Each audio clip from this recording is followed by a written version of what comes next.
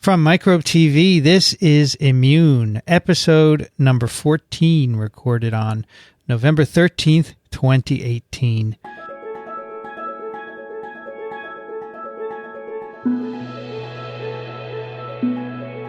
I'm Vincent Racaniello, and you are listening to the podcast about the body's defenders against disease. Joining me today from Ithaca, New York, Cindy Leifer. Hello again. In Ithaca, we've got some snow, so winter's here. No snow here, but it's pouring. Pouring rain all night. I don't know which is worse. Yeah. Either way, it's driving is harder. Yeah. Also joining us from Worcester, Ohio, Steph Langel. Dr. Steph Langel. Hey there. Hey, it's good to be on the other side. I have to say, this is, there's no visual for this, but I'm doing a little dance here to celebrate my post-dissertation. We're dancing for you too. Oh, thank you. So thank you. Steph Yes. defended last week, right? Yes, last Wednesday. It was on Halloween. Or 2 Wednesdays ago. It would have been, 2 Wednesdays ago now. How did it go? Time goes by fast.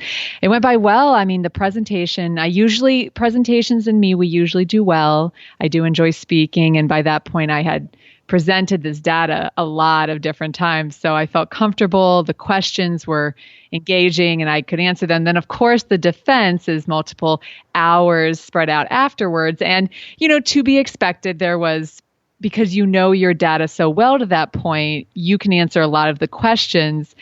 And I don't know, you all can tell me what you experience with your PhD students, but you're so focused on this research and this field.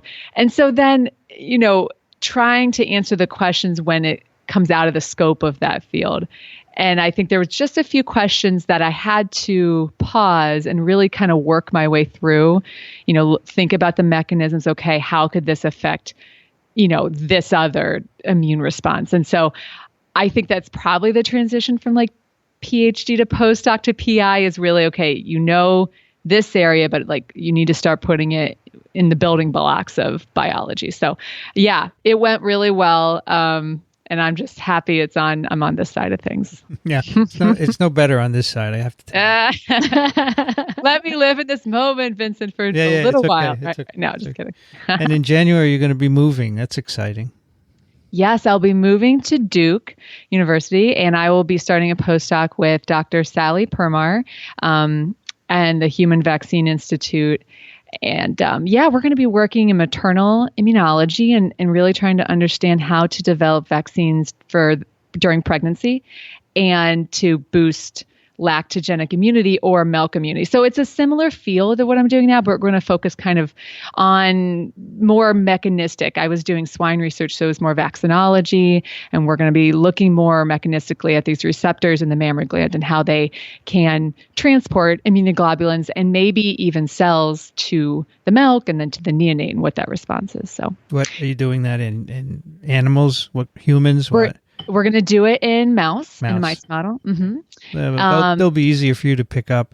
Oh, let me tell you. Oh, my goodness. I will be looking forward to now. Of course, we're going over milking protocols, and the amount of milk you can get from a mouse is about 100. And I mean, you're like pressing these little teats to get like 150 microliters. So it'll be a difference, but I'm excited. I always had this vision of you wrestling huge pigs. And on Instagram the other day, someone posted a video of this guy somewhere, and there were all these big pigs, and he ran up behind one and he jumped on it, and the pig then twirled in circles and then ran off. And I said, "That's Steph." Yeah, I think Ayakuk would be mad at me if I'm riding my pig. Yeah, no, they're very large animals, so it can be interesting. Yeah. Mice models will be a different kind of life, but I'm excited. Cool. It'll be good. Well, congratulations. Thanks, guys, and thanks for your support. I definitely contribute, you both and this podcast, for helping me improve my communication skills, which really helped in the defense. And hopefully Duke will allow you to continue podcasting. I would think so. I mean, we do this once a month, and I got to be reading papers anyways. So, might as well do a podcast. At some point, we'll get your boss on, right? That would be great. She does a lot of HIV transmission in milk is kind of the cornerstone in preventing that transmission of her lab. Yeah. But they do CMV, Zika, and then I'll be doing the Rota. That'll be fine. We'll give you about 6 months to a year, and then we'll tell you, okay, now get her on. Yeah, we'll give her some time. Yeah, she'll hear a few episodes and realize how cool it is, right? Of course. All right, cool. Okay, this week, Cindy promised to explain everything about this year's physiology or medicine Nobel Prizes. I don't know about everything, but I will do my best. You starting where both winners were born. I'm just kidding. You probably could say one's in Japan. Yeah, you know James Allison used to be in New York City. Yes, I do. But I never saw him, not once. No? Oh. Yeah, he grew up in Texas, I think. Yeah, I think that's right. Yeah. Yeah. So, so the 2018 Nobel Prize in Physiology or Medicine was awarded to two individuals, James Allison and Tasuku Honjo, for their work on checkpoint blockade as a treatment for cancer. So there's a lot to talk about related to this and how the immune system works, how T cells kill cancer, and why on earth these things called checkpoint blockades actually have such a high therapeutic activity in human cancer. And just as a note to who these two individuals are, I won't give their entire life history. But yeah, Jim Allison is currently chairman of immunology at the University of Texas, the MD Anderson Cancer Center in Houston. And he is known for a number of things, but he is the discoverer of a molecule called CTLA4. And he also did the initial experiments that showed that this could be developed as a cancer immunotherapeutic. So he generated antibodies to this molecule and showed that if they treated animals with those antibodies, those animals were then able to eliminate their cancers. And the other individual, Tasuku Honjo, who is at Kyoto University, and he discovered a molecule called PD-1.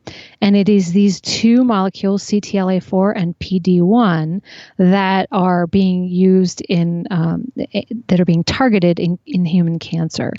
And the precursor to this, and interestingly, we can go into this a little bit, is that Jim Allison, Tasuku Honjo, as well as Liping Chen, Arlene Sharp, and Gordon Freeman all shared this prize called the Warren Alpert Foundation Prize last year. And there's some controversy over this because all of those individuals contributed, and even an additional individual contributed to the fundamental discoveries that led to what was awarded for this Nobel Prize to only two individuals. And so it's kind of an interesting thing because the Nobel Prize, you may or may not know, can only be given to a maximum of 3 individuals. And so I just wonder, with the increase in interdisciplinary science, how is this going to affect the selection of Nobel Prize winners? Because as more and more people are involved in the fundamental research for the discoveries, how do you choose who actually is awarded the prize for those discoveries? Well, discoveries are never made just by the people who get the prizes, right? You always have a big lab behind them. So in a way, it's already not fair. And it reminds me of the Nobel in the early 50s given to John Enders, who figured out you could grow poliovirus in cell cultures for the first time. And they were going to give it to him. He said, no, I have 2 people. And one of them was a MD fellow, and maybe the other was a student. I'm not even sure. He said they did the work. And so Enders, Weller, and Robbins ended up getting the prize. So sometimes the recipient can say, no, it's not fair just to give it to me. But I think most people don't. They just say, no, okay, I'll take it, right? Okay, yeah. Yeah, I think I don't think the Nobel is going to go away. So I think it's just going to be more controversy. And I mean, I do like the Nobel because it seems to be one of the awards that the public really, their ears prick up. They like to be engaged in, okay, who won the Nobel Prize? But it doesn't really give a big full picture of how science works. So I don't know, That's a good point. Your feeling about it. That's a good point about engaging the public, because it certainly does, right? Because it gets big, more it gets than any media. other award. Totally, it gets big media attention. Right. Except maybe the one that Jennifer Doudna got a couple of years ago where you get over $1 million, What is that? The the Lasker? Not no, the last. Not the. Oh, I don't. I don't remember. It is the Breakthrough Prize. I was going to say Discovery Prize, Breakthrough Prize. Yeah. Yeah, she got it with Charpentier, and that also gets attention because it's a lot of money. But there's nothing like a Nobel. But there are a lot of people have published articles on why the Nobels are actually not good for science. Right. Right. So, but you're right. They're not going away. Right. But I think, as part of the science communication part of it, I think that, they're raising the public awareness of these scientific discoveries. Mm-hmm. And that really does benefit science. Yeah, I agree. And in this case, we're going to talk about this, the 2018 prize. And this is really something that, your everyday individual on the street is probably going to encounter sometime in their life, because 1 out of 4 people have cancer. Right. This is going to become the standard of care for a number of cancers. Yep. Yeah. And I might point out that traditionally American Nobels get invited to the White House, but that hasn't happened for the past 2 years. Interesting. We have a Nobel here, Joachim Frank, who got it in 2017 for cryo-EM. Oh, yeah, that's right. He said, I hope I don't get invited to the White House because I don't want to go. Oh, boy. Oh. And he didn't. That's kind of... It's very sad. It's sad. Science is a big part of our society, which is led by the president, and science should be part of that, too, and it's too bad that it's not. That's true. I'm not making any statements. I'm just saying it's too bad. It is. Because that further, emphasizes to the public, hey, this is great stuff, that these scientists have won this from the United States and we're going to celebrate them and so forth. And that's not done anymore. It's too bad. Well, if we want to talk about pride of country, I don't mean to digress further, but I mean, an American Nobel, why not? That's, a definition of pride of country. So, yeah. So, we still do pretty well in terms of Nobels, right? And so we should be proud of the scientific enterprise here. Other countries do well. So Japan is great for a small country. They get a lot of Nobels. I think it should be a matter of national pride. It should be. When we shortchange those major prizes in the scientific discoveries, we're shortchanging advancement of science. Yeah. But I don't think, sports teams often get invited, musicians. I don't think anyone's gone to the White House the last couple of years. So it's not just picking on science. It's right. Yeah. Well, I think, this particular discovery is really exciting because I think it's one of the best examples of this idea of translational biology. Because these were basic research studies on trying to understand how the immune system works. And when they were working on this 20 years ago, there was no prediction of what future applications these were going to have. And it was just when they started to uncover the fundamentals and sat back and thought about, what could we do with this, that the idea of trying these in cancer arose. And without that we wouldn't be where we are, and you'll see as we go through the next hour or so how amazing these immunotherapies are for treatment of cancer. And I wanted to make a note because I was researching, there's a lot out on the internet now about the individuals who won this and, their history and all of this. And so I was watching some of this, and Allison himself says he never envisioned the success of this because, he really was interested in the fundamentals. But he is very specific about an interesting and important barrier to progress in this area, which I hadn't thought about and I think is interesting because the Cancer Research Institute was doing an interview with him, and they asked him, what do you see as the major barriers to progress in this field, of cancer immunotherapy? And he responded, one of the barriers that frustrates many of the people in the field is that the different drugs, which could be used in combination, are sometimes held by different companies. And so, because then it's for very difficult reasons that have nothing to do with science, everything to do with business, it's hard to get the combination therapies in place. And when I was watching some of the talks he's given, what he's showing now, and we'll get into this a little bit, is these two molecules with CTLA4 and PD1, each alone are not very effective, but when you put them together, they're incredibly effective. And so if one company owns one drug and one company owns the other, how do you get the two of them together to be able to do these clinical trials? Because they invest a lot of money in these things, and they intend to make a lot of money off of these blockbuster drugs. But yet, if they're in by themselves as solo therapies, they don't work very well. So it's kind of an interesting question. That cannot hold back therapies, right? That's crazy. Exactly. Exactly. I hope that change. You right here, it's beginning to change. I hope it does, because it's all about saving lives, right? It's not about. It should be. The primary thing is not making money, although I understand the companies have to do that. It should be about changing people's lives. I agree. Well, it may be more with him talking about it and raising awareness than more the public is. Yeah. They're maybe start to say, "Hey, what's going on here?" Yeah. Drive change.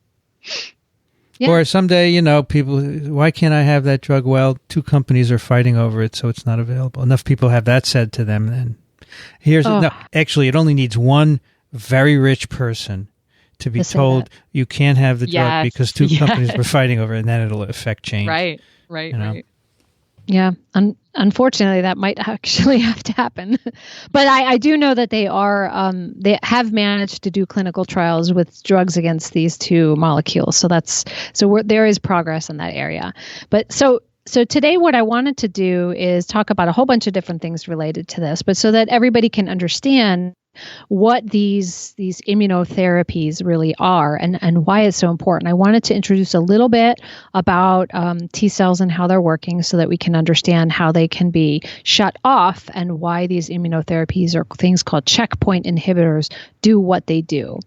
And so I think we've mentioned it before, but remember, T cells are these cells in the immune system that can go and kill target cells. So there's many different flavors of these things. CD8 T cells are particularly good at recognizing either infected cells or cancer cells, and they can deploy a variety of different weapons against those cells to kill them.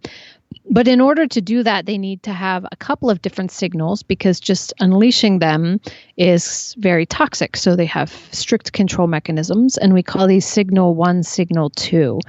And so what T cells and T cell receptors recognize are little bits of either cells or microorganisms presented and held kind of like a hot dog in a bun in a protein called an MHC molecule.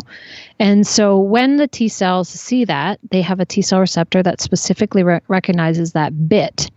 And that match has to be perfect. Otherwise, it doesn't work. But that match alone is not enough. And so you need this signal 2. And signal 2 is something that tells the T cell what you're seeing is actually something you should respond to. And so it's really only the signal 2 only happens really in the context of danger or infection. And so that's a way in which this presentation of this fragment or peptide in the context of MHC can be interpreted as something that the T cell should respond to. And then the third thing, there's a third signal, that's cytokines that shape the type of T cell that you get out. So is it particularly good at inducing antibody responses in B cells, or is it particularly good in attacking other cells? And so those soluble molecules are in signal 3 are what shapes that type of immune response.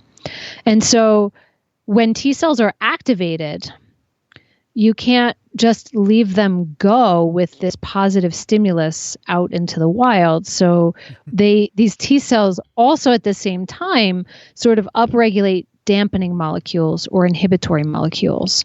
So, and this allows the immune system to control the level of T cell response. And that's really important. So it's like fine-tuning the response.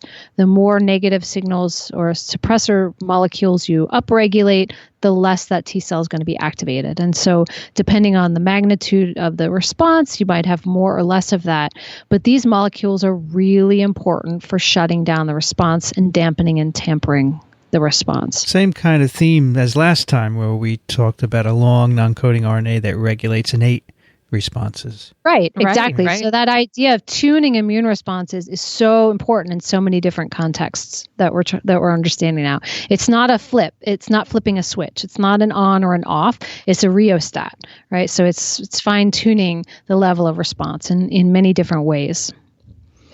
And so the other way in which these molecules that we're going to talk about are important. So these molecules, this PD-1 and CTLA-4, are two of these molecules that are these dampening molecules that get upregulated when a T cell is activated.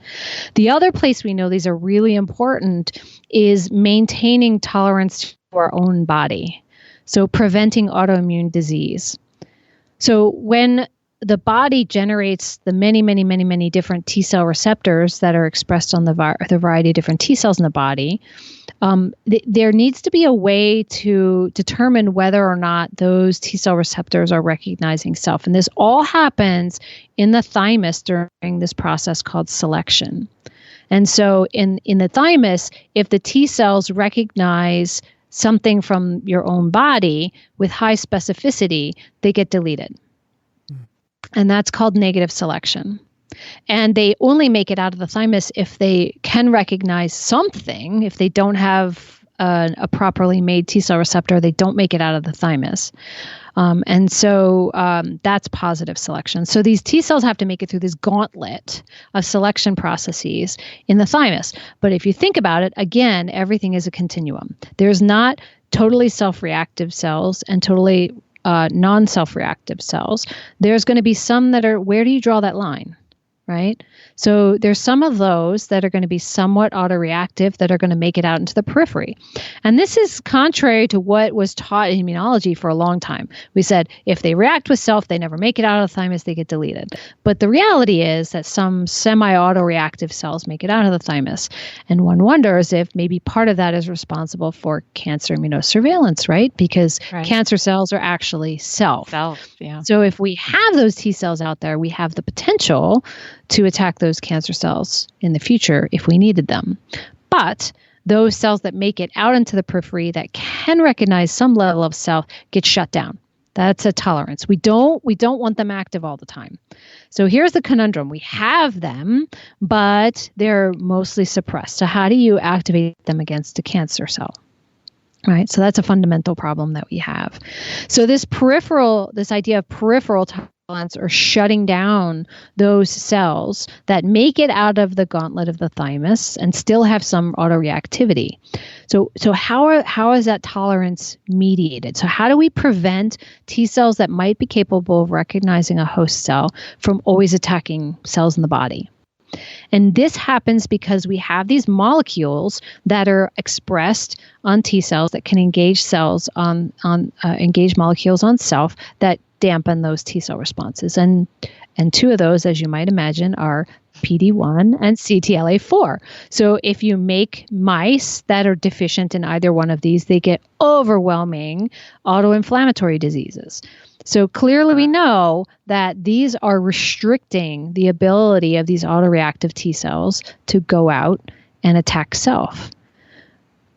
We also know from studies that were done a number of years ago that cancer cells have gotten really smart. Now I'm anthropomorphizing cancer cells here, right? But they figured out this whole system and they said, well, what if I put the ligands on the surface of myself, speaking from the cancer cell, that shuts those T cells down? So now, in addition to this general peripheral tolerance, even if they were capable of attacking the cancer cell has now upregulated the ligands for these molecules and used them to shut down the T cell responses within a tumor.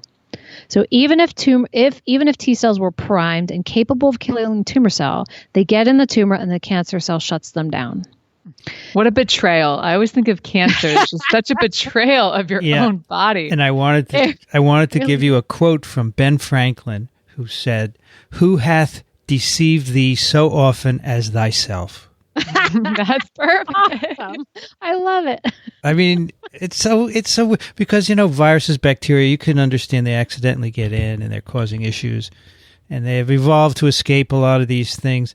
But ourselves, It's so weird, right? Right. Evolving to escape ourselves within ourselves. It's very philosophical too, if you think about it. Yeah. Yeah. And so it's really fascinating. So this idea that cancer cells are self, how would you recognize a cancer cell as a cancer cell? Do you have any ideas? Are you asking us? Yes. How do you recognize a cancer cell as a cancer cell if it's self? Well, if it has enough mutations that it's able to then express certain antigens that are different enough, I think would be the answer. That's right. So those are called neoantigens. So those are antigens that are unique to cancer cells. Another way they can do it is they can upregulate proteins that are normally only expressed at a particular time during development or in a very specialized location in the body that's immunoprivileged. And so there's things like testes antigens or developmentally regulated antigens that the tumor cell upregulates just because they are so proliferative and enzymatically active, and they somehow upregulate these molecules, so they're at significantly higher expression than on host cells. Another place is in melanoma. So melanoma has melanin and a bunch of other proteins that are expressed uniquely in those types of cells, and so if you can generate immune responses to those, you might lose, in my case, freckles, or you might lose pigmentation in your skin, but you could eliminate the melanoma. So people have been using those antigens to try and drive immune responses. And so the idea here is overcoming tolerance. So the tolerance to self is in place normally. And so if you can overcome that tolerance, you could generate an immune response. Let me ask you a question about PD-1 ligand. Yes. So PD-1's on the T cell, and then the tumor cells produce the ligand, and that's right. That's how they put the T cells to sleep. That's right. I assume other cells also produce PDL ligand, PDL1, right? Yes. So I don't have a whole list of those, but certainly other cells can upregulate that. One of the things that upregulates these are inflammatory stimuli. So anytime you have inflammation, you have upregulation of things that are going to dampen that down. And defects in that process contribute to chronic inflammatory diseases as well. Would also a cell like a neuron that doesn't want to be lysed by a T cell, would they have PDL1? I don't know, but I would think so. It would make sense. So, so in a sense, the cancer is not doing anything new. It's just, as you said before, it's expressing when things should not be expressed. But there is the potential to do that elsewhere. Okay, that's right. Yeah, that's right. So, so there are also some autoimmune diseases that are associated with PD-1 and polymorphisms, like lupus and type 1 diabetes, rheumatoid arthritis, Graves' disease, multiple sclerosis.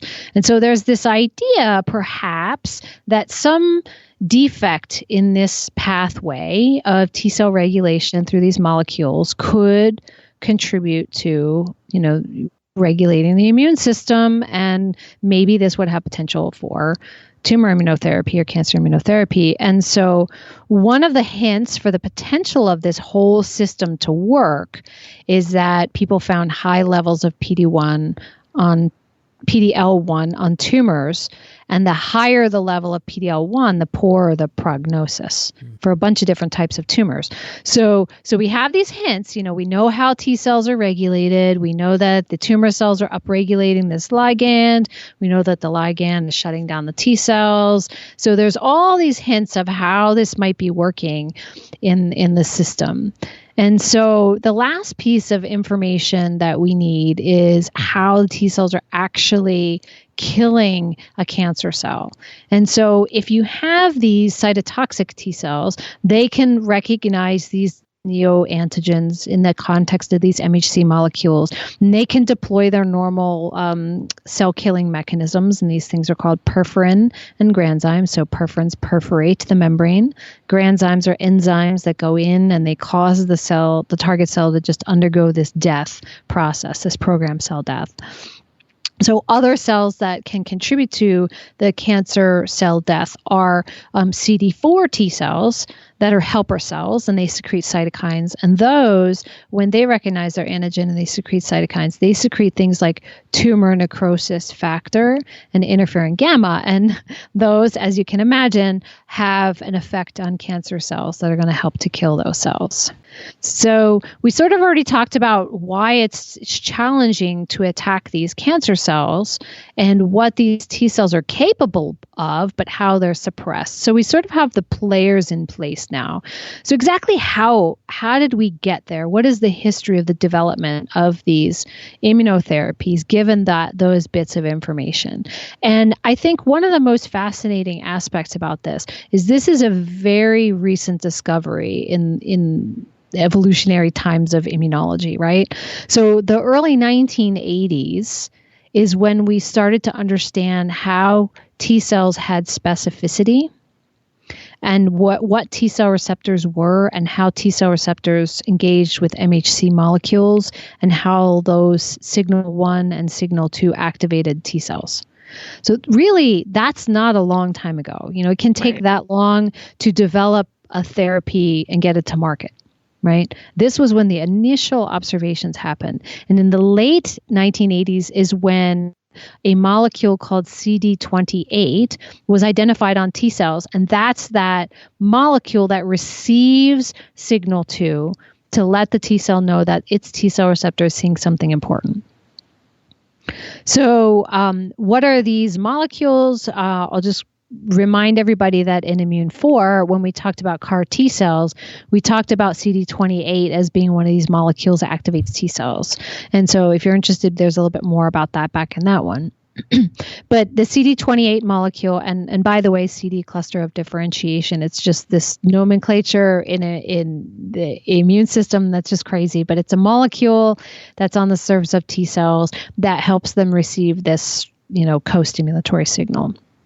And so we knew by then how to activate T cells, but we didn't know how they were shut off. And it was assumed for a very long time that they just died once there was no more pathogen around, there was no more antigens being presented in MHC molecules, and the T cells just sort of withered away and died.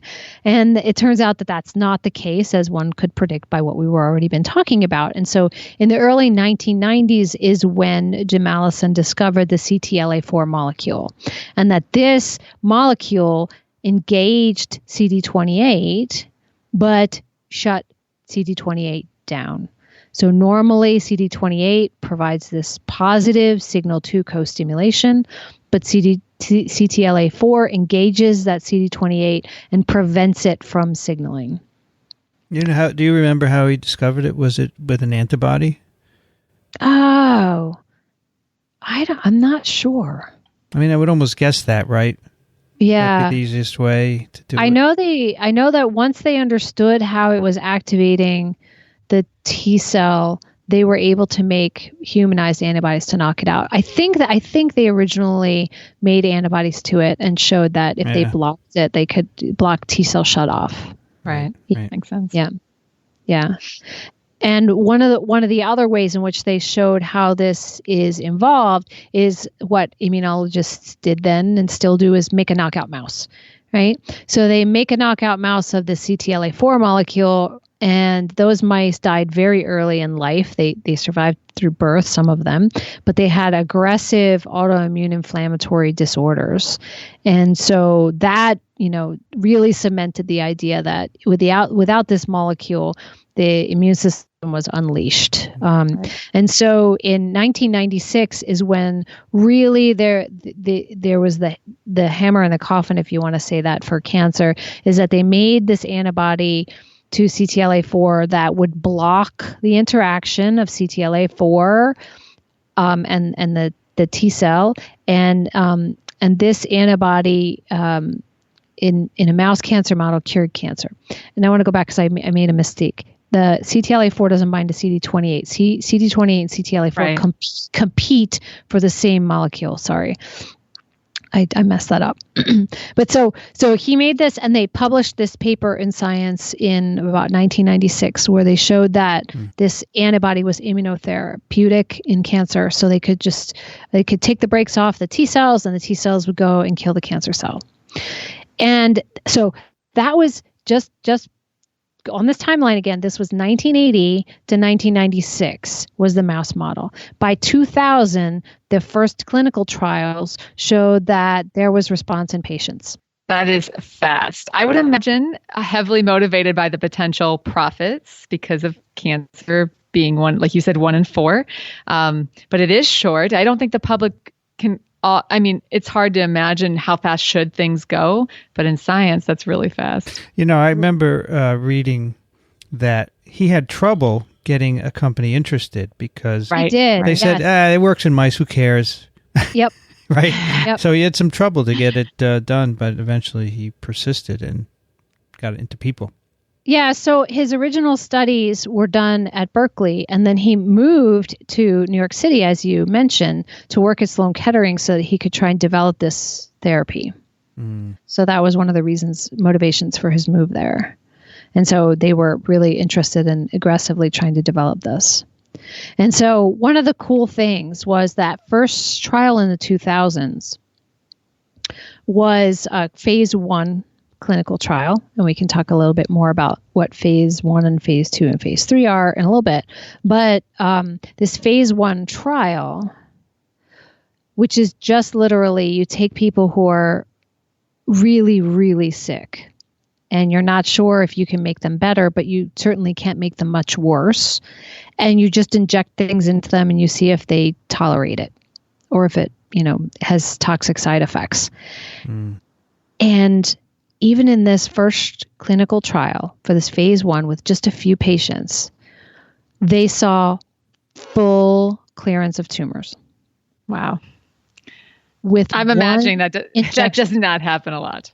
That does not happen a lot. One injection of this immunotherapy against CTLA-4, and they had a patient that still is about 15 years now, 18 years out, with no recurrence. Wow. It's amazing, like absolutely stunning. So what was the type of cancer that they were treating again? Yeah, metastatic melanoma. Okay, metastatic melanoma. Got it. That's important when we talk more about the types that later on, how checkpoint inhibitors can work for different people and different cancers. I think that'll be important down the line. But it's fascinating. And, we can go back. I don't think you said anything wrong about CD28. I think we can talk about it being a competitive inhibitor, but I think you were fine. Okay. I think it's, I was trying to go back. I just realized I thought it was. It doesn't matter. I thought I made a mistake in what I said. No. But it's okay. Dare I be wrong, right? I'm wrong all the time. Yeah, so we all are. But we're glad we're glad you care enough to fix it. That's exactly. So it makes a good scientist, right? Right. Yeah. So if we continue on in this timeline, the first checkpoint inhibitor antibody that was approved by the FDA in 2011. So again, now, 1980, we discovered T cell, receptors. The late 80s was the on molecules. Early 90s was the off molecules. 2000 was the clinical trial. And by 2011, it's approved. And so this is called ipilimumab, which is known as Yervoy. They always have these weird names. And so I would suggest people go back again to Immune 4 again, where I talked about what's in a name, my pick of the week that week, because it's interesting to know what the different parts of the molecule, what the name mean. And obviously MAB is monoclonal antibody. It's really easy. But I thought so again, I was digging stuff up for this, and I thought one of the funniest things I heard Jim Allison say in a talk is like they were originally calling this thing M something 101. And so when they went to do FDA approval, they had to give it a name, and they said ipilimumab, and he's like, that's a terrible name. And he said they actually should have put an H in front of it to honor the origins in Berkeley, and it would have been ipilimumab or whatever. So like hippies. But I thought that was really funny. But so this ipilimumab is the first one that was approved, and that was 2011. And in 2014, there were like 2 or 3 more that were approved, and now there are a whole bunch of these things. For both molecules, or are we just on? For both molecules. Yeah. So targeting. So there's actually 3 molecules. There's targeting CTLA4, which is this ipilimumab, and then there's targeting PD1, and then there's targeting PDL1. So you can target any one of these 3. And I think what's really important to mention at this point is that this idea of targeting a molecule on the immune system cells is a massive shift in how we think about treating cancer. Because if you think about what is the standard of care or was, or mostly still is surgery, chemotherapy, and radiation. And every single one of those mechanisms is targeting the tumor. Let's cut the tumor out. Let's kill the tumor cells. But we're not thinking about the immune system, right? So there's a little bit of change in that with some of the cancer vaccines that people were trying. They were taking the cancer out and then chewing it up and then trying to inject it back in and get the immune system to attack it. So this idea of cancer vaccines. But now this is a complete shift in the way we're thinking about this. And we're saying, like what we started by saying is like, there are these cells in the body, these immune cells that are capable of attacking the tumor, but they've been shut down. And can we reinvigorate them? Like, like a zombie, like bring them back to life and have them attack the tumor. And so that's really the shift in what's happened with how we think about this immunotherapy. And so, so this ipilimumab was to CTLA4, and then there's PD1 antibodies, and that one's called pembrolizumab or Keytruda. There's another one called nivolumab, I can't say these, which is Opdivo. Now that one I've seen a lot on, commercials on TV or whatever. And then a third one that I feel bad because I'm not sure I can pronounce it, Semipimilab, Libtayo, I don't know. But one of the cool things, and then there's PD1 antibodies, and so people might recognize these if their family members have been treated with these. So PD1 antibodies are atezolizumab. PDL1, like the ligand instead of... Yeah, so these target the ligand. And then there's avelumab, which is also known as Bavencio. Maybe that's Italian, I don't know. And then there's durvalumab, which is Imfinzi. I don't know. These sound Italian to me. They all have lots of K's and Y's and Z's and Immies and whatever. I don't know. I think it's really fascinating. But so this Opdivo, which is this nivolumab, which is targeting PD1, I thought this was really cool because we've talked about humanized antibodies and bifunctional antibodies in a previous episode and things.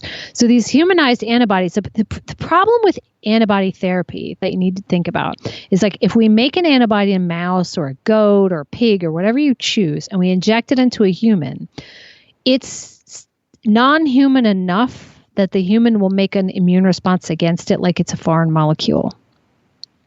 So you're really limited. So you could inject someone with antibodies that were made in a goat against human PD1 one time because the immune system will generate a response. And if you try and inject them again, the immune complexes will just be cleared and there will be no functional antibody around anymore. So you need to make the antibody as if your own body is making it. So you have to make it fully human. And I thought it was really cool because they did this in a different way that I didn't realize people did. And that is they humanize a mouse. So they make the mouse express the human immunoglobulin locus. And then they immunize the mouse with the human PD1 molecule. And then they were able to make a fusion for a monoclonal antibody, which we can talk about how that's made at another time. But they make a monoclonal antibody from this mouse that's actually human because they made the mouse human. Right. So that gets around humanizing the That's antibody. Right. And the problem there is that it's got patent protection. So, it's not so hard to humanize an antibody, but a company that wants to make a product say, we don't want to deal with this patent. So they made a mouse. That's probably the driver, I would guess. Probably. Right. But I just thought that was a really cool way of doing it. Yeah. Yeah. And so another interesting part of this is all of these are going to have different isotypes and different affinities and different, whatevers of these antibodies. And this particular one that I'm talking about, this Opdivo one, is an IgG4 if you follow these kind of minutia of the isotypes. But it's interesting because they picked that one because it does not activate complement. And we talked about complement and immune 7, about Alzheimer's disease and things. So if you're interested in complement, you could go there. But it's interesting that you choose the isotype because you want certain functions and not other functions. And so activating complement would probably not be advised in this kind of scenario. So they didn't want complement activation, which I thought was cool. So when they tried this clinical trial with this nivolumab, it showed a 40% objective response and a 72.9% overall survival rate. I mean, compared to chemotherapy, which had a 13% response and a 42% overall survival. And I don't remember, I forgot to look at which cancer type that was, but a lot of these have been tried in melanoma. But that's pretty amazing. Like, you're almost doubling the overall survival rate. These just seem like miracle drugs, right? Yeah, for sure. So that brings up a question: is like, what's it worth? How much would you pay for it? Right? Because we talked about CAR T-cell therapy, which is, $300,000 or something and the companies say, well, it saves your life. What is it worth to save your life? Well, that's not the problem, because no one can afford. I mean, right. Well, sure. Us, we can't just shell out $500,000 for a drug, but insurance companies could. It's up to them to approve it, right? Yeah. Well, and it's flawed logic to say what's it worth your life, because then you're putting worth on socioeconomic barriers of people. It's not. Do that. It's icky. Yeah. Very icky. No, so while you guys were talking, I looked this up, and unfortunately, it's not much better. So, so each inhibitor on its own is about $150,000 a year, and the combination of the PD-1, I think, and PD-L1 that works really well is $256,000 a year. So you need to get in a clinical trial. Right. And, I think we do talk about this in previous episodes, but, in defense of the drug company, there's the amount of money they're spending to run these clinical trials, to test and bring it to market.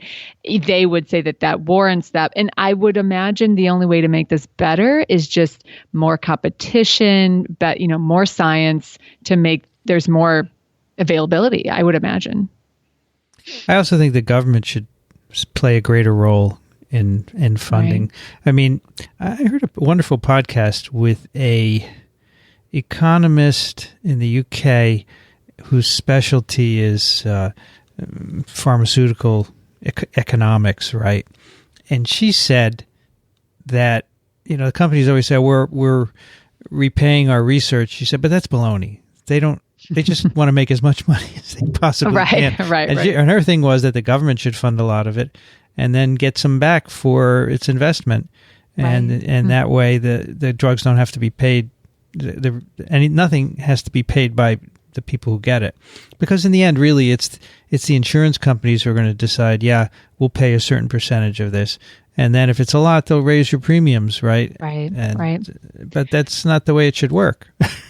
Right. That sounds interesting. Could you post that? If you find that, could you post that in the show notes? Yeah, I think it was a pick on one of my podcasts. I have to find it. But yes, it was. She was amazing. She was so good.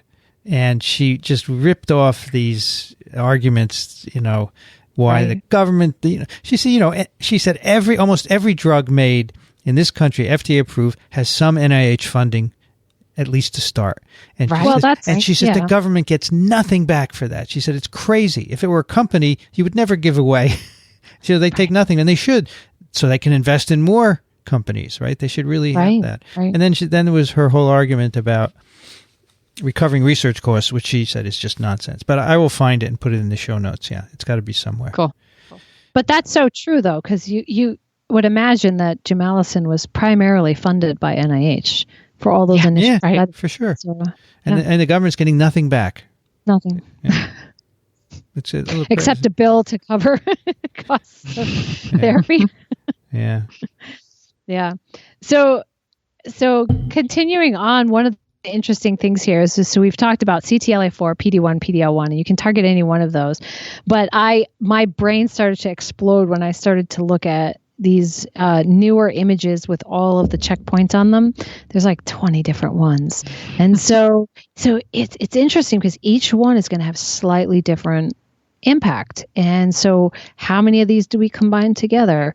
So one of the problems with, for example, ipilimumab treatment is it works great when it works, but it only works in a few people. Right. And so trying to understand why, what is special about those individuals? Why do they respond and the other people don't? Why is it only 20 people respond, or 20% of the people respond? And so that's a key to understanding where we go forward, right? And that's part of the idea of combining these things together, because if only 20% of the people responded to PD-1 therapy and 20% of the people responded to CTLA-4 therapy, what happens if you put them together? And in fact, I was watching a talk that Jim Allison gave, a scientific talk, where they titrated things down in the mouse where they could use anti-CTLA-4 and have no effect on the tumor. They could use anti-PD-1 and have no effect on the tumor. But if you use those two together, every single mouse eliminated the tumor. And so there's some sort of synergistic effect between those two. And what the proposal is that CTLA-4 blockade is really good at letting the T cells get into the tumor, but most of the people's T cells that get into the tumor get shut down right away from the PD-L1. So they have high PD-1 on them. So even if they get in, they can't do the job. On the flip side, the ones that the PD-1 blockade or PD-L1 blockade work on, the blockade works great, but there are very few T cells that get into the tumor. And so if they use those two together, what they found was that the T cells got into the tumor and they got activated. And so it's this idea of really understanding the basic biology of how each one of these checkpoint molecules functions, so then being able to rationally decide which ones at which time and which patients you want to target, I think is really interesting. Yeah, I think the dream would be is if for every cancer type, we would know the neoantigens that they produce, so the specific antigens that are not recognized as self, that then, okay, what can we treat with that? What combination of checkpoint inhibitors? And based on some of the clinical results, you're right, if only 20% of the people are responding, okay, we may need there might be a day where we're looking at people getting 8 to 10, it could go up to maybe 20 different checkpoint inhibitors to really maximize, because they say that, melanoma is really responsive, but like colon cancer is not. It's really not. Yep. Right. So I mean, that would be so neat. But going back to what we talked about, the drug companies do not necessarily have a financial incentive to share that information. So what would make them talk to each other? I think it's advocacy, right? It's patients advocating and things like cancer advocacy programs to make these things happen. Yeah, I mean, organizations that, talk for patients, American Cancer Society, hey, you need to do this, right? Yep. Put some pressure. Government, FDA, I don't know how it works because I'm not in pharma, but yeah, you would think that something has to be done because there have been combination trials, right? Mm-hmm. Yes. And so it's working. Someone got that to work. And, right. There's a lot of activity in using viruses to kill tumors, as you know, and now that's being combined with some of these checkpoint inhibitors. Right. Because it works even better with them. That's right. So, the reason why is because when they lyse those, they're called oncolytic viruses. When they go in and they infect the cancer cell and they cause the cancer cell to explode, basically, they're releasing all of the antigens and all the danger molecules, causes inflammatory reaction, and that helps to activate the immune system and release those antigens that can then be presented. And that is what one of our listeners wrote in, is the abscopal effect. Yes. He said you can lyse a tumor in one part of the body and it will help get another one somewhere else because of all this activation of the immune system, the virus, the release of antigens, and if you include these checkpoint inhibitors as well, they're all moving around, so it's not restricted. Even if you injected virus into a tumor, if there were another one somewhere else, it could be affected. So, yeah, very cool. Yeah. So I just wanted to emphasize one more time this timing here. So, we went from initial discoveries to marketing a drug targeting, this basic discovery in 15 years. Mm-hmm. And then the Nobel Prize was awarded 7 years later. That's pretty fast. It's really fast. I mean, some discoveries that happens, right? It's really quick. Right. Reverse transcriptase is another one that happened really quick after its discovery. And sometimes I think it's really clear that something is really important, right? Right. And other times it takes years for it to come together and you look back and go, oh, yeah, that was important. Let's give him a Nobel Prize for that. Yeah. And it may take a long time. Peyton Rouse discovered Rouse sarcoma virus in 1911, got his Nobel Prize in 1960. Is that right? It took him that long to realize what he had done. Yeah. Nobody could put it together. The whole cancer history is so muddled that it took forever to put it together. And then he died shortly afterwards, so at least they got him, right? Yeah, exactly. Yeah, I think that's cool when it happens really quickly. I wonder how long CRISPR will be. I don't know. I was wondering if that was going to be this year or not. I was thinking so too. I think it'll be fast because it seems to be people are making a very big deal about it. It doesn't seem to be they have to, wave the drum roll and try to get attention. That will be a controversy because it will. There was a whole history before Doudna and Charpentier and Fang. And then there are other people, so they can only give 3, as you said, and so who's going to get it? I mean, I can't see them not giving it to Doudna and Charpentier, but if you don't get some of the early people, that's not quite fair, right? Yeah. On the other hand, the utility for gene editing is really Charpentier, Doudna, Fang, so I would predict those are going to be the 3. Probably. Yeah. And I have no insight.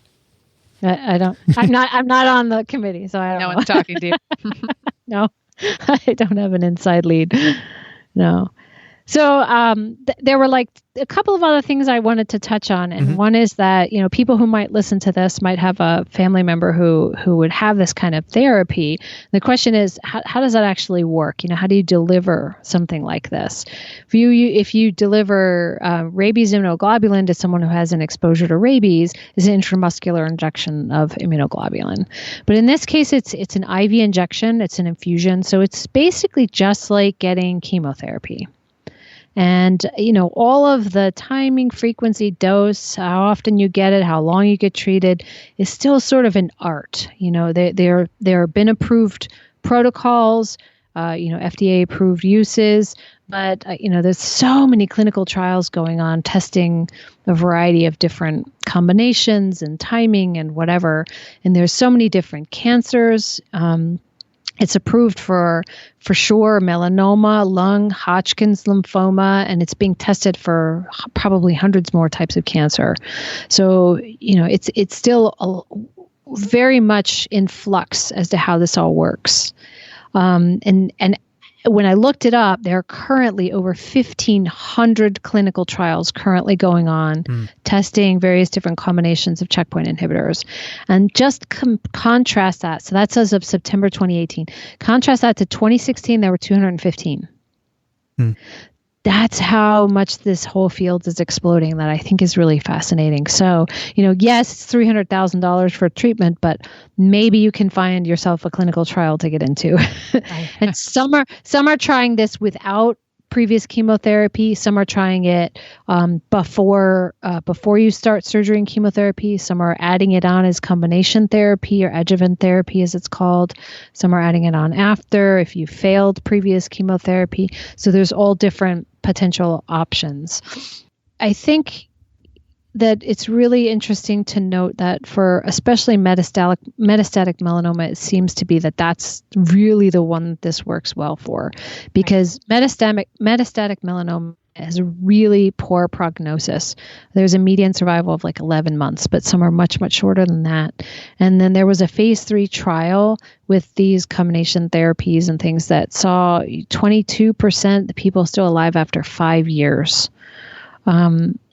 It's really just it's amazing that you can have that long-term survival rate. Must get rid of all the cancer cells, right? Because usually you don't, and they come back. Surgery, you don't get them all or whatever. And so this is clearly wiping them out because it's you. It's your immune system, right? So it could be, or the other possibility is that even if there's some residual cells that continue to proliferate and move around the body, those T cells are already still primed and they've overcome that tolerance so that if they see their antigen again, they'll kill it. So just like if you have an infection or you have a vaccine, those memory cells stay around for a very long time. But why aren't they susceptible to PD-1L then? So that's a great question. Maybe the blockade causes downregulation of the molecule on the surface. I don't know if they upregulate it again later. I'm not sure. Yeah. You may have mentioned this, but I don't remember. This is also being combined with CAR T cell therapy, right? You put the antibodies with CAR T. And I seem to have read it somewhere that people are looking into the combination. Does that make sense? It would make sense. It would make sense. Because not the CAR T, you're directing them towards an antigen, and then here you're taking away the checkpoint. So both might even do better, right? Probably, because remember CAR T, what you're doing is you're targeting the T cell to a cancer antigen and then giving it the co-stimulation. But still, if you have the co-stimulation, but then you have a shutdown signal, you could still interfere with the ability of that to kill the cancer cell. So yes, I would think that would be irrational. And thinking about the ability of it to work, if you can't get the T cell to infiltrate, and I think that's one of the correlates of the ability to kill the tumor cell, if you can't get it to the tumor, you're not going to be able to have a good prognosis. So I think that, and I'm looking it up, and there's a lot of combinations. And if anyone out there is working on that, you can write us and talk about your exciting work, and we'll read about it. So can these antibodies get in the brain, Cindy? Antibodies don't get in the brain very efficiently. The blood-brain barrier is pretty good at keeping them out. I know some can under some circumstances. I'm not sure if it would be a good therapy for glioblastoma, for example, if that's what you're thinking. Yeah. Could you inject? So they're injecting poliovirus into glio, but could you inject antibodies in? I would think so, yeah. Yeah.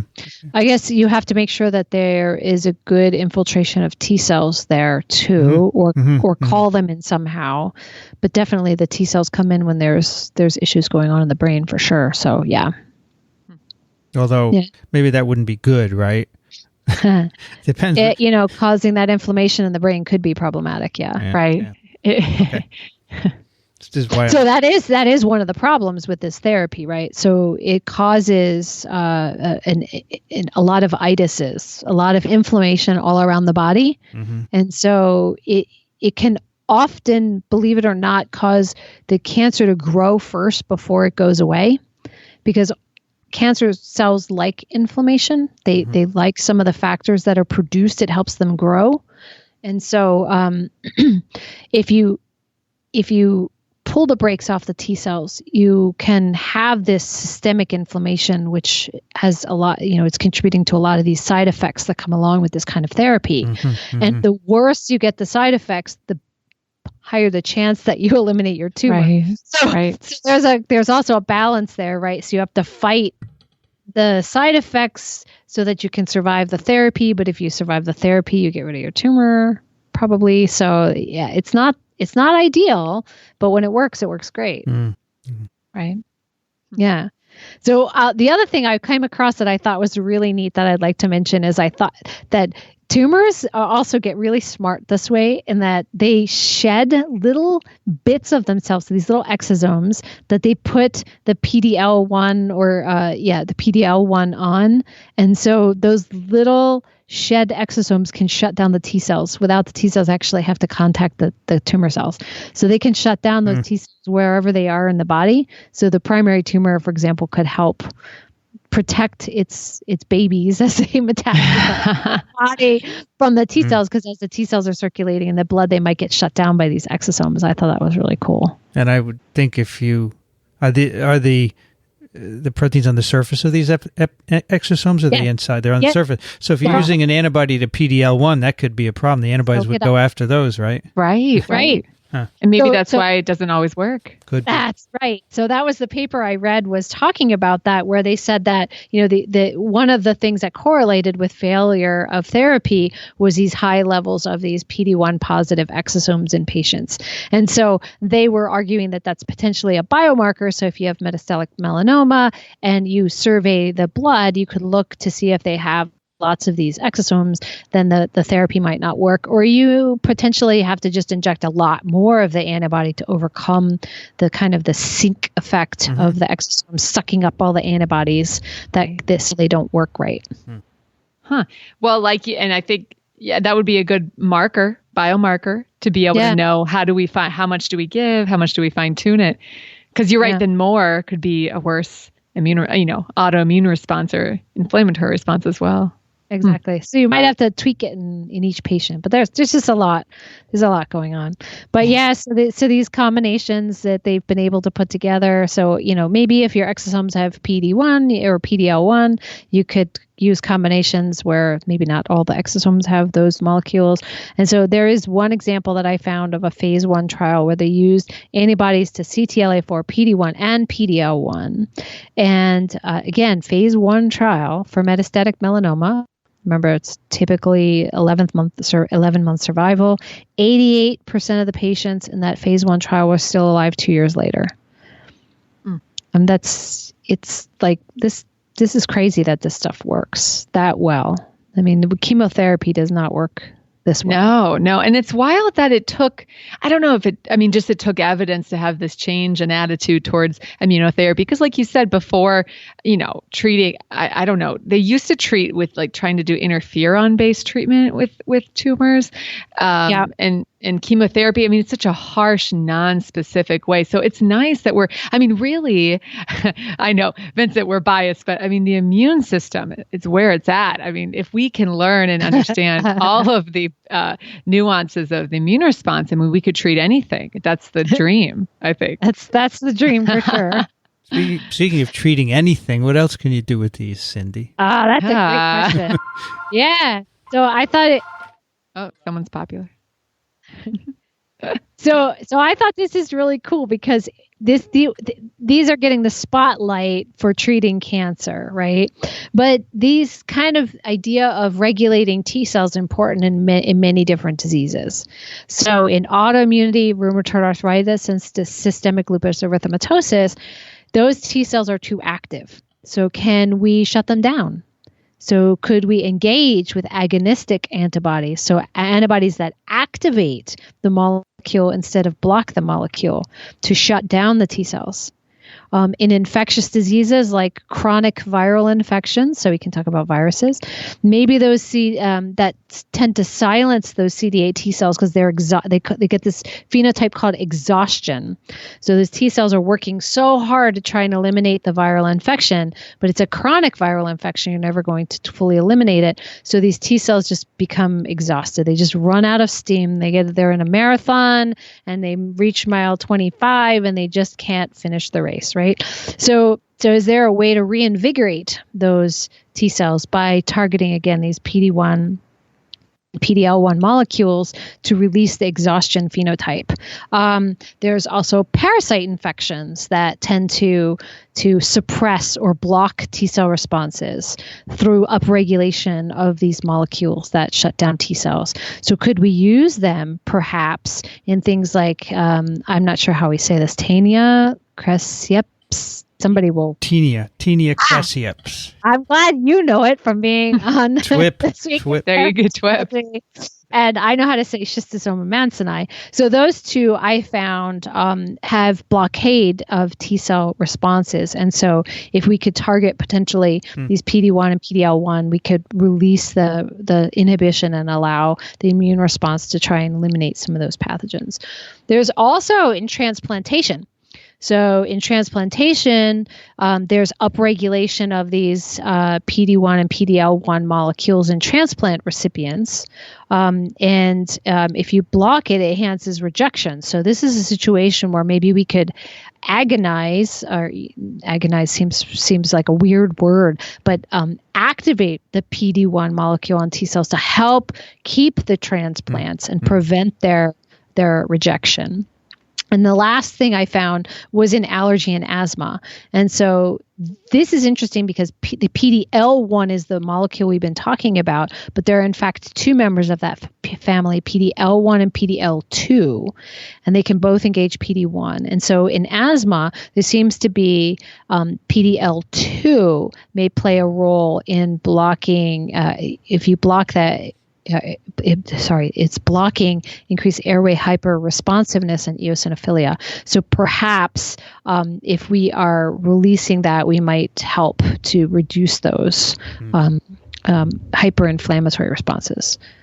Are any of these in people yet?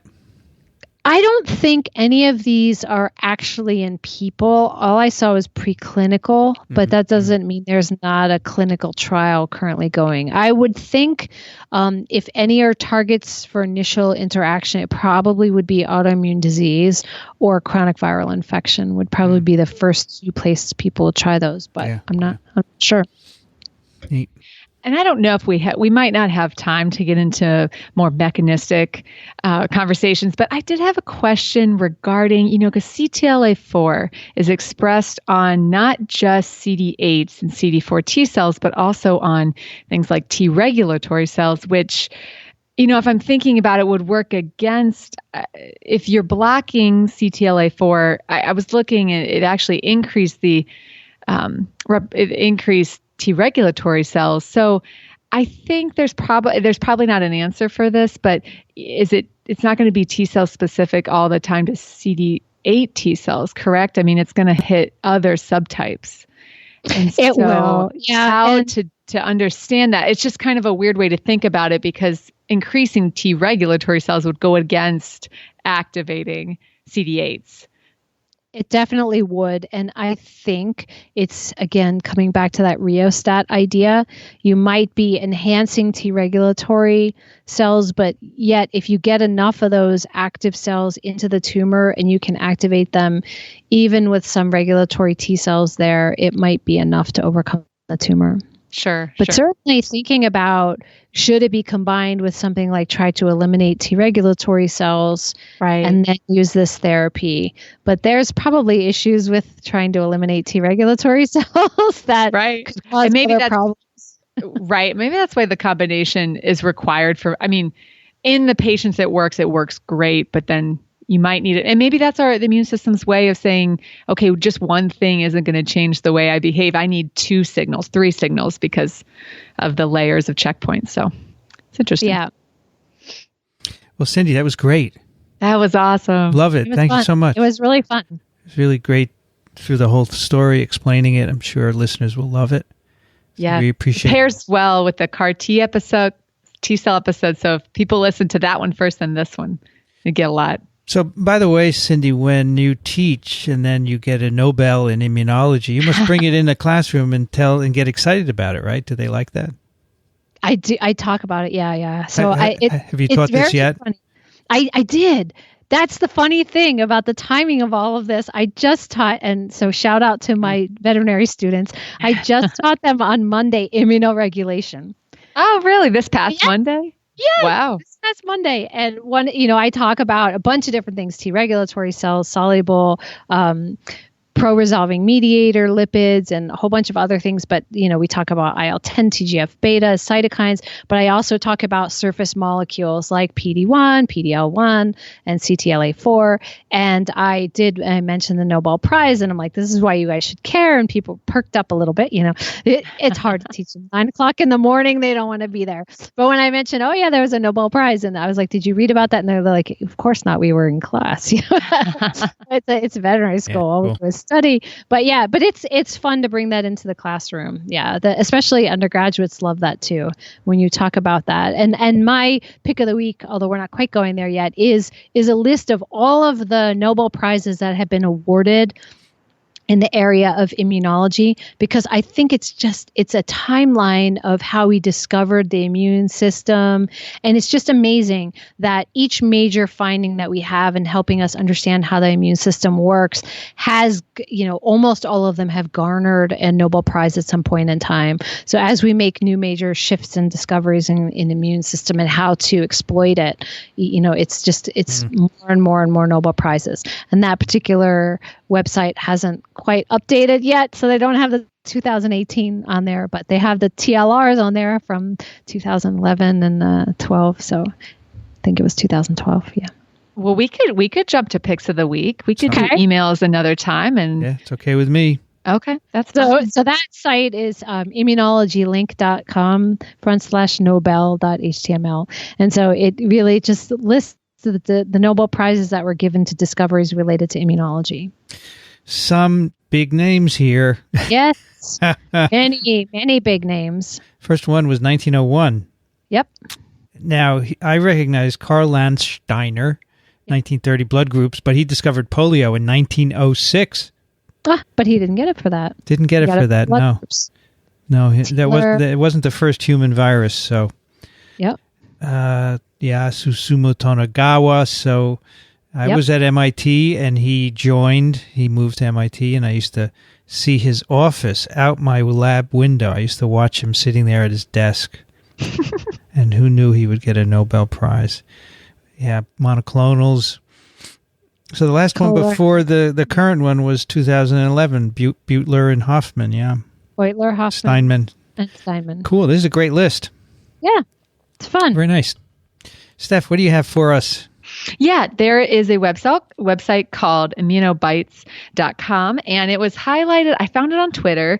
Akiko Iwasaki from Yale, she had retweeted it, and I love it because it's a SciComm project, and basically it's a group of what looks to be PhD students. I'll have to go back and look. I don't know if there's postdocs, but PhD students who are writing these little blurbs of immunology on a paper or a concept. I think if you go to the website, the most recent one is somatic recombination, and they are also have a call out if you're interested in writing and learning how to write. They would be happy to take your name, I guess, or application. You can go to their website, but it pairs well with what we're doing, trying to communicate immunology. We're doing it, with audio, and they're doing it visually with writing. So I just wanted to raise them up a bit. So it looks like there are a couple of PhD students, a postdoc, and a technician as well. Yeah, it's great. Cool. I love it. Yeah, these are good. There's another one at Michigan. Same idea. People who want to write, they get together. And when you have a few people, it's easier. So you don't have to come up with a post every week. Very good. That's true. My link is to Brianne Barker's immunology course videos on YouTube. So Yay! Brianne is a recent joiner of TWIV, and she's a professor at Drew University over in New Jersey. She's great. Teaches immunology and virology, and she got inspired by me posting my virology course videos on YouTube. So she's doing the same thing for her immunology course. So I think that's great, and there's nothing better that I feel I can do than to inspire other people. So I think that's cool, and it's also a good immunology course if you want to take one. A lot of people ask me on YouTube, is there an immunology course? So there you go. Brianne Barker. Oh, good job, Brianne. Yeah, great. Congratulations. It's awesome. And that will do it for Immune number 14. And we will have one more this year in 2018, right? December. Yes. You can, I'm sure everyone listens on a phone or a tablet. You have a favorite app that you listen on. So first, we'd like you to subscribe using that app, and that pushes our numbers up. It helps us to try and get support for the show. And if your app allows you to favorite episodes, please do that. I use an app called Overcast, and each podcast episode you can actually hit a little star and favorite it, and that makes it rise to the top, so that if you go in the app for recommended podcasts, then you can see, some of ours. So we'd like that too. And, of course, questions and comments. We'll do some of those next time. Immune@microbe.tv. And finally, if you really like what we do, consider contributing financially to all of our shows at Microbe TV, not just Immune, but all the others. Microbe.tv/contribute.